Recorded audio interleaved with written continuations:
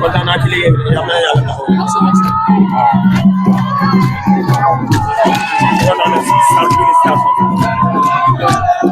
donc nekk gars yi taxaw boole beeg yooyu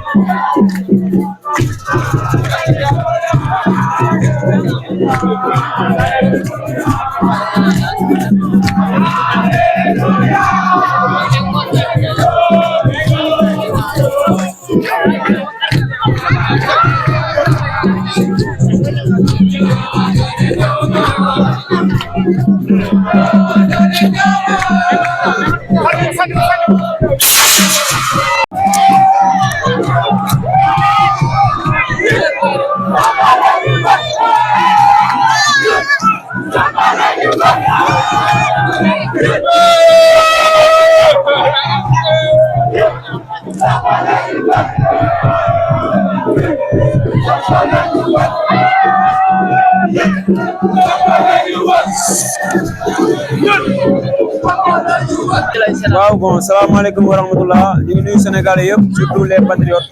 maa ngi tudd Askia Mohamed Touré man maay le coordonnateur adjoint de la JPS Keur Massar Nord. donc ñu fekk la fii ci feu de joie bi nga xamante ne waa yéen a ko organisé donc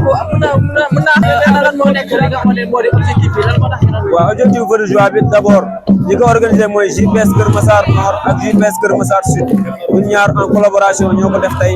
pour fêter la victoire parce que ñun gëm nañ ne tey rek lañ am à partir de minuit il y aura plus de fête parce que on doit travailler d'ailleurs même ñu ngi seen léegi ci publication yi que le président Bassirou Diomaye Faye il a appelé en urgence qu'il y aura une déclaration ça veut dire que donc à partir de minuit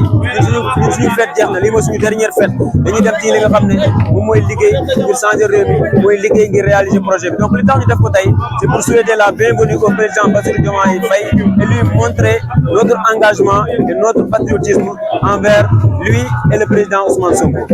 voilà. donc mu nekk li nga xamante ne bi le fardeau a été lourd lu gis la woon am na ñu ci ñàkk seen bakkan am na ñu ci gaañu am na ñu am ay tolof fii ci mbooloo bi am na ex détenu donc ngeen continuer di gunge li nga xamante ne mooy di Ousmane Sonko waaye di continuer di gunge président Diomaye Bassirou Diomaye Faye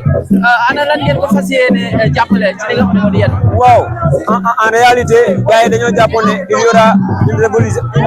révolution boo xam ne nii benn révolution bu grave lay doon mais nous on va pas l'appeler révolution nan lañ koy woowee c'est une résolution des âmes c'est-à-dire le président Ousmane Sonko nous a réveillé nous a montré la voie et on a cru au projet moo tax y a beaucoup de sacrifices comme ni nga ko waxee nii y a plus de 100 détenus yoo xam ne nekkoon nañu au niveau du département de Keur Massar Nord y a eu des blessés y a eu des morts malgré tous ces sacrifices nous croyons au projet nous croyons au président Ousmane Sonko et nous sommes aussi déterminés aujourd'hui qu'hier pour ensemble réaliser le projet pour que Sénégal bi voilà. Ici au niveau de Keur Massar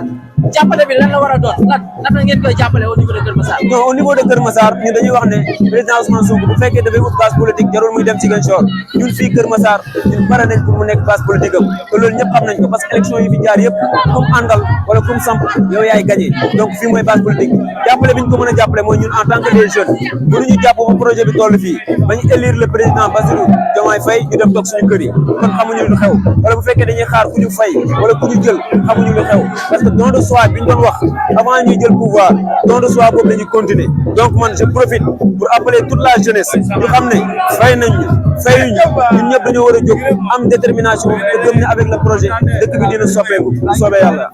donc li nga xamante ne moo di JPS Keur Massar ak li nga xamante ne moo di kuréel yi nekkoon ci Pastef Keur Massar nekkoon yi nga xamante ne dañoo xawoon mu ëpp pacifique xawoon nañu li nga xamante ne xawoon nañu réer tuuti ci terrain bi ana lan ngay wax ci loolu en tant que responsable. waaw en tant que responsable JPS Keur Massar Nord nekk la adjoint c'est vrai que y avait des moments où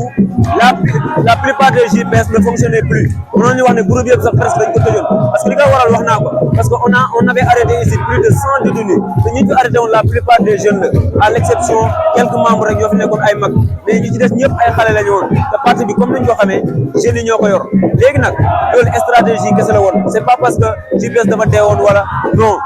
on avait jugé nécessaire que le combat ce n'est plus dans les panels le combat c'était plus de ñuy envoyer ay audio di def ay discours mais c'était autrement comme l'a dit le président Ousmane Sonko te ci loolu lañ nekkoon mais comme ñu koy waxaat tey di ko déjà di jiwoon président Ousmane Sonko plus que jamais Kër Massar jeunesse bi pare nañu pour gunge le président Bassirou Diomaye Faye pour gunge le président Ousmane Sonko pour que ensemble ñu réaliser projet bi Sénégal soppeeku ba faw. merci beaucoup ana lan nga doon say dernière say kàddu yu mujj. waaw kàddu yi may wax rek mooy li ma wax sànq rek je lance un appel solennel à toute la jeunesse patriote ñëpp et tous les citoyens que président mënoo ko fal ba pare ne fal ko ko dem toog sa kër ñun ñoo ko mën a jàpp on avait vu que y a des gens qui avaient initié le Set Setal Sénégal propre et vert loolu ñu ci projet bi ku xamul rek mooy toog ci côté bi jàpp ne yow yaa ko initié mais tout est dans le projet donc mooy wax jeunesse bi te ici au niveau de Kër Massar Nord on a eu à faire des activités te incha allah dinañ continuer Set Setal yi dinañ def ay reboisement on va aller dans les écoles lépp lim ñu dindi ko yaa ci mbedd yi ci axe yi lépp loo xam ne ni jeune war na ko def pour payer pare nañ pour def ko pour que le Kër Massar ci loolu laay woo jeunesse yëpp salaamaaleykum wa rahmatullah. maaleykum salaam. yow ñu ngi lay ziar bu baax. ñu ngi lay di fay. est-ce que mën nga def benn brève présentation pour ñu lay teewlu. Bon, c'est Samuel Serge Kantousan, membre de la JPS de Kër Massar Sud. Voilà, donc mu nekk représentant bi ñoo wuy si appel boo xamante ne ñun JPS ñoo ko def muy JPS Kër Massar Sud Kër Massar Nord mu nekk benn feu de joie boo xamante ni dañ ko woote pour sargal le président Ousmane Sonko sargal son excellence monsieur Bassirou Diomaye Faye teeru ko comme niñ ko ñëpp defee loolu moo war a initiative yi ni mu nekkoon lu rafet loo xamante ni macha allah quoi voilà. donc nga ne jeunesse patriotique du Sénégal plus particulièrement Kër Massar Sud wala bokk ñu ne Kër Massar rek donc mu nekk ñi nga xamante ne bi ràññee woon nañ leen lool ci li nga xamante ne moo di combat bi donc bu combat bi demee ba egg si fii jeunesse bi nga xamante ne moo fare fële ci Kër Massar joué na ci benn rôle bu am solo rawatina ki nga xamante ne moo di le maire Bilal Diatta nga xam ne récemment lañ ko libéré est-ce que mën nga ñëwaat rek ci loolu noonu. Voilà donc le projet de Pastef musuma ne la jeunesse ñoom ñoo nekk talon d'Achille projet bu Pastef kenn mënu wax le projet de Pastef sans la jeunesse donc ñun jeunesse bi rawatina la JPS à travers notre coordonnateur national muy di maître Ngagne Demba Touré ak le coordonnateur départemental de Kër Massar Touré Kër Massar ak Kër Massar Sud def nañ ci liggéey bu remarquable liggéey bu exceptionnel projet Pastef ñun ñëpp gis nañ contribution bu ci JPS def ñun on était là depuis dès le début jusqu'à là ba mun nañ ne sax duñ ne réussite quoi réussir guñ parce que projet bi moo demagum au palais donc franchir nañ étape yëpp def nañ fat fépp def nañu wër ndom def nañu sensibilisation dugg nañ ci marché yi dugg nañ fu nekk c'était juste pour contribuer voilà à l'accession du projet de Pastef au pouvoir donc tey mu nekk combat bu remarquable boo xamante ni tey mënuñu ko wax sans la JPS mënuñu ko wax sans la jeunesse sénégalaise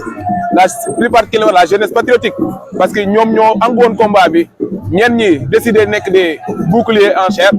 ñenn ñi décidé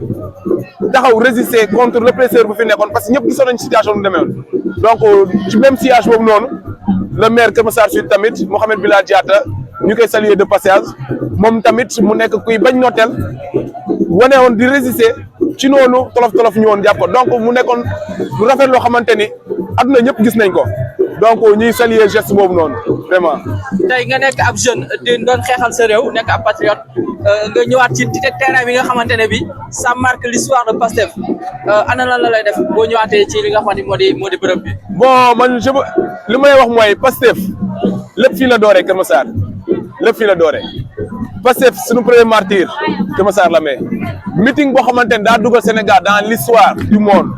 meeting boo xamante ni saa yi mënatoo wax histoire politique Sénégal. le pacte de Kër Massar voilà le pacte maa ngi ñëw mënoo wax Kër Massar maanaam ak terrain Yékini fii dafa nekk espace boo xamante ni ñun patriote sax coppi nañ tur bi quoi terrain Sonko lañ ko tuddee léegi c'est parce que daam lu mu def ci ñun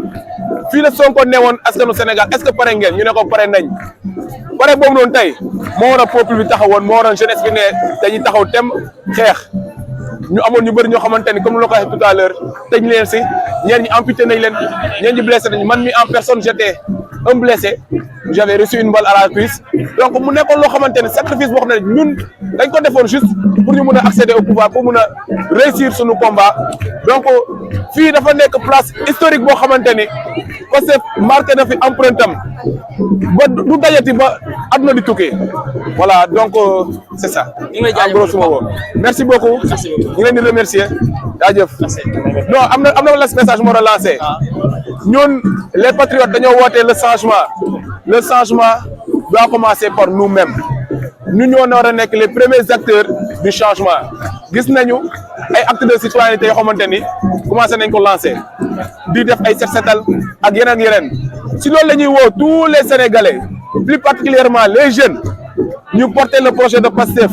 ñu changer réew mi changement bi dañ koy commencer sur nos mentalités ñu changer nos mentalités changer nos comportements changer nos façons de faire ñu xamal noonu tamit ñeneen ñoo xamante ni peut-être ils n'ont pas eu la chance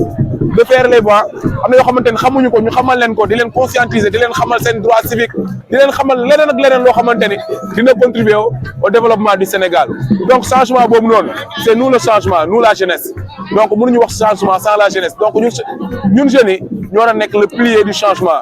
jëmal projet de PASTEF bu ñu defee nii comme ni ko gars yi commencé nguur gi woote ñu accompagner le président Diomaye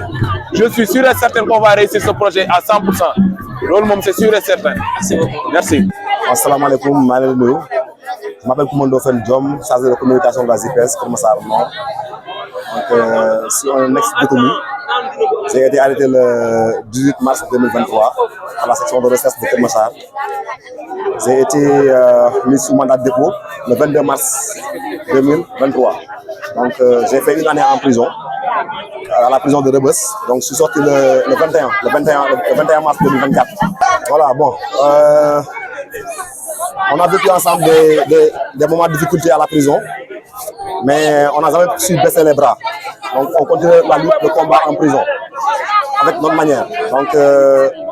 après une année en prison j'ai été libéré par amnistie donc le fameux amnistie qui s'est passé donc derrière nous donc j'ai été libéré au bénéfice de l'amnistie donc après les élections sont passées on a gagné les élections avec 54,28% au premier tour avec le candidat Bassirou Diomaye Faye donc c'est ce qui explique ma présence ici aujourd'hui on est en train de célébrer cette victoire là vu que notre président Bassirou Diomaye Faye il a prêté serment aujourd'hui en face du conseil constitutionnel donc on a jugé nécessaire de la part de la JPS de Keur Massar Nord d'organiser un feu de joie pour savourer pour montrer au président Bassirou Diomaye Faye que la jeunesse de Keur Massar Nord est derrière lui pour le projet et le triomphe du projet est un lendemain meilleur pour un Sénégal qui ira tout droit vers le développement inchallah c'est ce qu'on espère. Bon, man maa ngi tudd Edouard je suis un ex-détenu bon je ne suis pas jeune du ma jeune quoi du ma jeune bon jeune là pas là jeune là parce que bon maak sama rakk yi ñun ñoo maase jamono donc ñun ñoo juddoo ci 21e siècle donc même génération lañu di remercier vraiment remercier JPS bi boo gisee ñu teew fi parce que mun naa ne man bokk naa ci ñi njëkk a arrêté au niveau de PASTEF peut-être national mun naa ne bokk naa ci ñi njëkk a arrêté am na ay arrestations yu bëri mais ay garde à vue lañu boo xoolee en 2021 le 3 mars 2021 maa Ousmane Sonko ñu la ñu arrêté woon rond-point Stade Maris ñu nekkoon section de recherche bu Colobane donc ñu ngi arrêté benn jour mercredi ñun dañuy yow brigade bu Ouakam le président Ousmane Sonko ne ñu ana ay éléments am yeneen éléments yi ñu ngi brigade bu Ouakam mu ne nañu ñëw indi ay éléments am section de recherche bu Colobane donc ñu indi ñu jeudi donc ñu nekk fa le jeudi ba le dimanche à 2h du matin ñu libéré ñu mu ne nañ ko dem xaar këram ñu dem xaar ko këram moom lundi ñu libéré ko donc ñuy dawal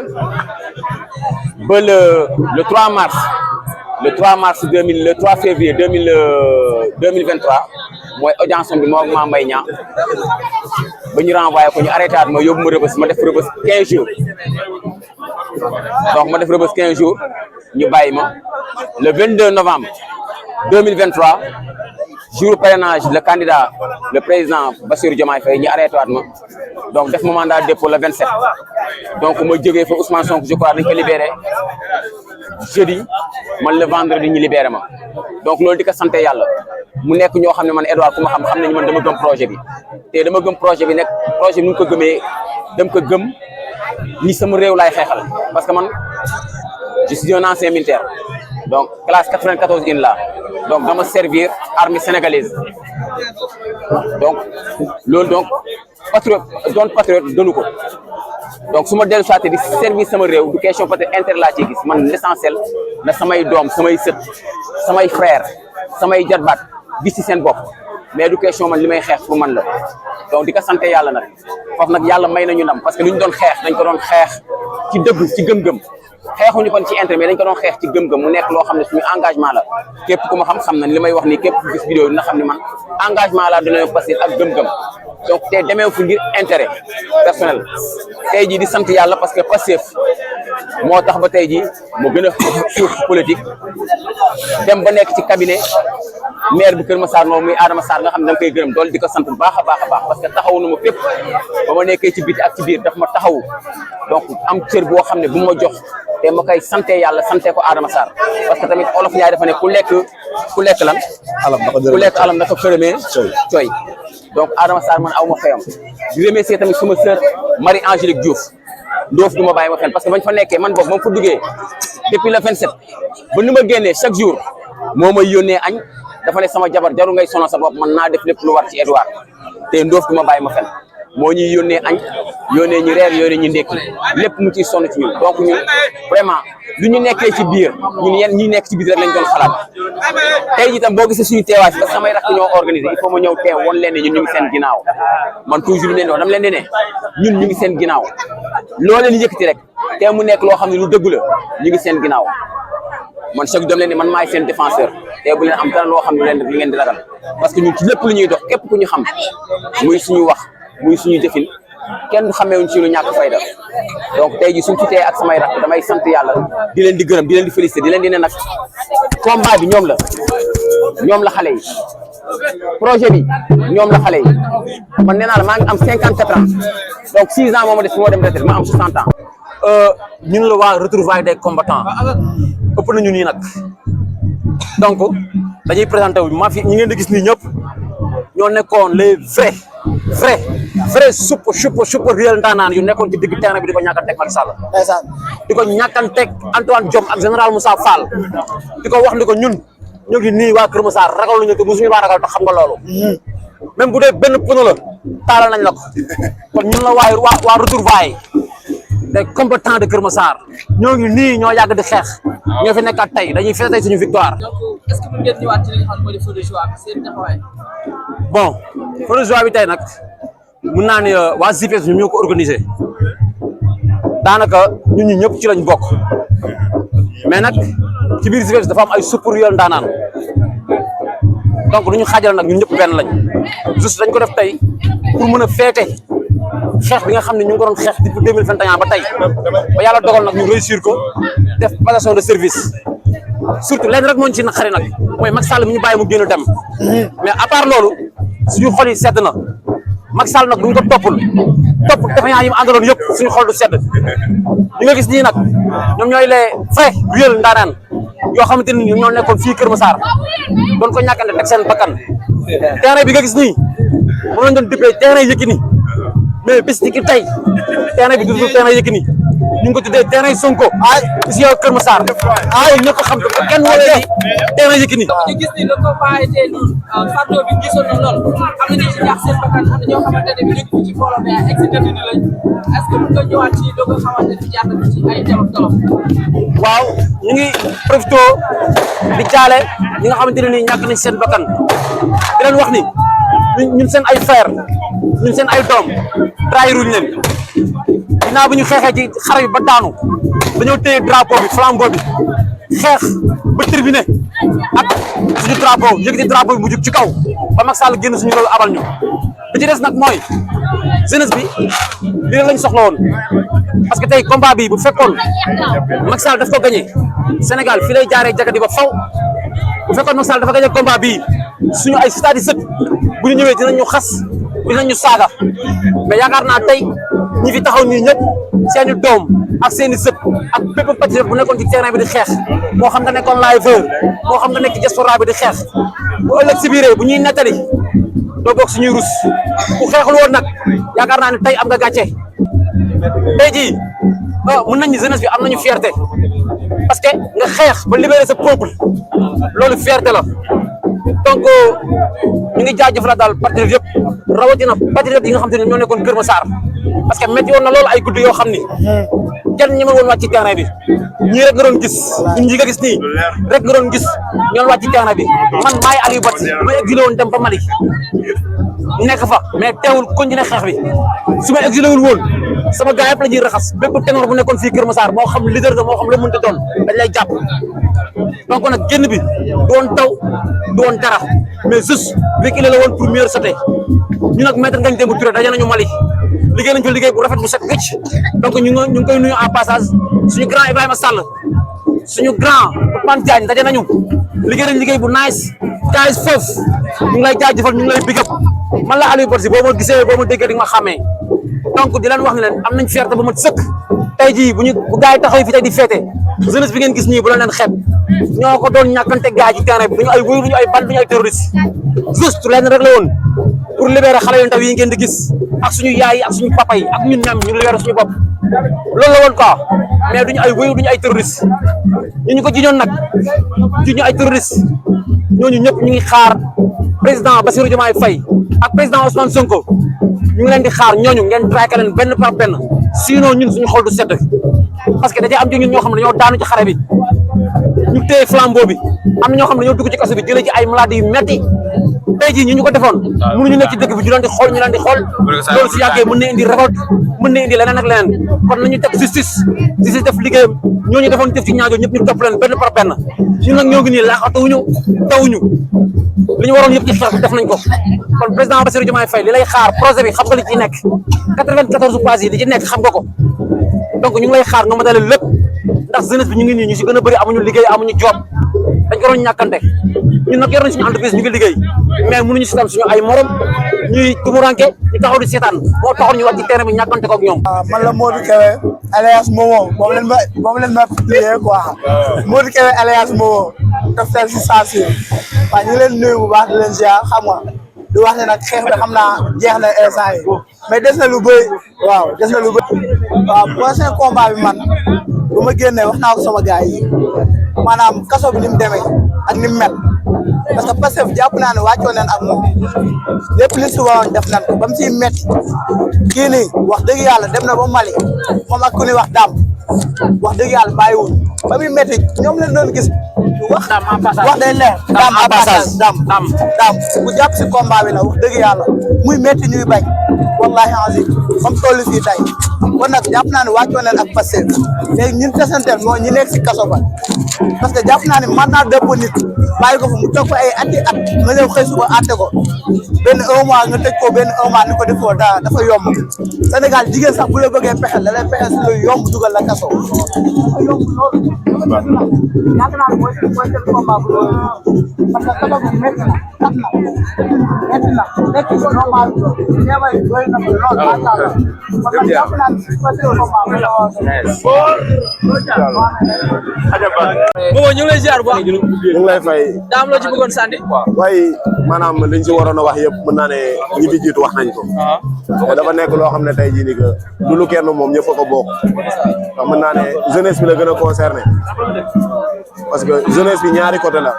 ñi nga xam ne ñoo pare pour wàcc sur le terrain ak ñi nga xam ne ñoo pare pour rester chez nous man côté bi may waxee mooy parce que lii jot na dañ takk suñ digg xeex nañ ñu mën sacrifier nañ lépp loo xam ne tey jii nii que combat bi laa jot nañ def na projet yi taxaw ñu ànd liggéeyandoo te gëm ne wax yóbbul kenn fenn ndax bu doon si ay wax rek ki nga xam ne mooy ndey bi léegi tey jii nii du yegg fii mu yegg si nii ñëpp xam nañ li siy métti kenn mënut mu wax ba jeexal kenn mënul def lépp nag li mën a yegg yàlla moo ko xam kon yàlla nañ si yàlla tàmbali loo si bismillahi rahmaani rahim ñu jeexal si alhamdulilahi rabbil alamin ñoo xam ne ñun ñoo bokk ndey ñoo bokk baay amul lenn lu ñu mën a xaajale bu ñu fàttalikoo ne am na ñoo xam ne dee nañ si ñenn ñi gaañu nañ si ñenn ñi tey jii ni kay perte nañ seen i liggéey kon kon kenn warul noonoo si biir projet lii nii ku si noonoo ku nekk dafa fekk ne dafa am lu la yëkkati lu bokkut ak ñun liñ bëgg liggéey Sénégal moo ñu intéressé origine guinéen mais je suis fier d'être là ndax xam naa tey jii nii ka xeexal sama réew tey jii nii ka da koy tàmbalee fi nga nekk. yow doo Guinéen Sénégalais nga. comprendre nga maanaam comme nit ku nekk tey jii nii ka am na nooy gisee même ma nekk si réewu jàmbur rek ma nekk sama dëkk tey injustice kenn bëgg ko dañuy xeex ba li nga xam ne tey jii nii ka moom la si ñëpp bëgg ñu am ko toujours dañ naan seul la lutte libère dañ naan suñuy kàddu démb mooy suñuy kàddu suba kon luñ tàmbali tey rek nañ ko gëm te gëm ne tey jii nii ka suba loolu dañ koy valider te avancer si leneen fii ak 50 ans si kanam ñun ñooy continuer di jiite Sénégal parce que génération bi ñoo ko xeex gars yi nañ continuer di fubal ku nekk na nga dellu say activité mais toog muy dox jeex na fii man loolu rek laa lay wax ok frère